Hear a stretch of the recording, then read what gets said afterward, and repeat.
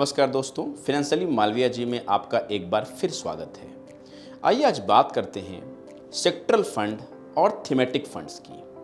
Mutual fund में ये दो ऐसे कैटेगरी हैं जिनमें इन्वेस्टमेंट किसी पर्टिकुलर सेक्टर या एक पर्टिकुलर थीम के ऊपर होता है, जैसे कि infra funds, manufacturing funds, pharma funds, banking and financial funds, defence funds, energy funds और इस तरह के काफ़ी सारे सेक्टरल और थीमेटिक फंड्स अवेलेबल हैं।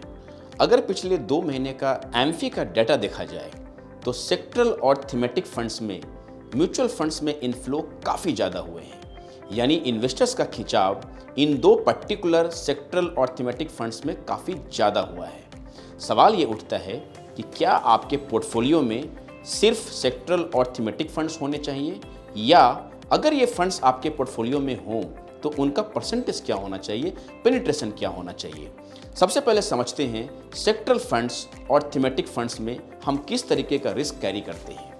अगर आपका इन्वेस्टमेंट किसी सेक्टरल फंड या थीमेटिक फंड्स में होता है, यानी मान लीजिए आप किसी मैन्युफैक्चरिंग फंड या फार्मा फंड में पैसे लगाते हैं या डिफेंस फंड में पैसे लगाते हैं, तो आपका पोर्टफोलियो, आपका इन्वेस्टमेंट तभी बढ़ेगा जब यह पर्टिकुलर सेक्टर या थीम का बाजार में बोलबाला हो, यानी कि उसमें वृद्धि हो, इंक्रीमेंट हो। अगर किसी सीजन में इन सेक्टर्स में या इस थीम में पैसे नहीं बनते हैं, वो स्टॉक्स नहीं चलते हैं, तो आपका पोर्टफोलियो डाउन हो सकता है, निगेटिव हो सकता है। यानी आपका सेक्टरल डाइवर्सिफिकेशन नहीं है और थीमेटिक डाइवर्सिफिकेशन नहीं है। सो ये रिस्क हमेशा आपका सेक्टरल फंड और थीमेटिक फंड कैरी करता है। तो जब भी आप अपने पोर्टफोलियो को रिव्यू करें या किसी फाइनेंशियल एडवाइजर से बात करें तो इस बात का ज़रूर ध्यान रखें कि आपके पोर्टफोलियो में सेक्टरल फंड और थीमेटिक फंड उतने ही होने चाहिए जितना परसेंटेज ऑफ हायर रिस्क आप ले सकते हैं। यानी आपके पोर्टफोलियो में सेक्टरल और थीमेटिक फंड्स के साथ साथ large cap funds, mid cap funds, multi cap funds, small cap funds भी होने चाहिए। यानी डाइवर्सिफिकेशन ऑफ पोर्टफोलियो काफ़ी ज़रूरी है।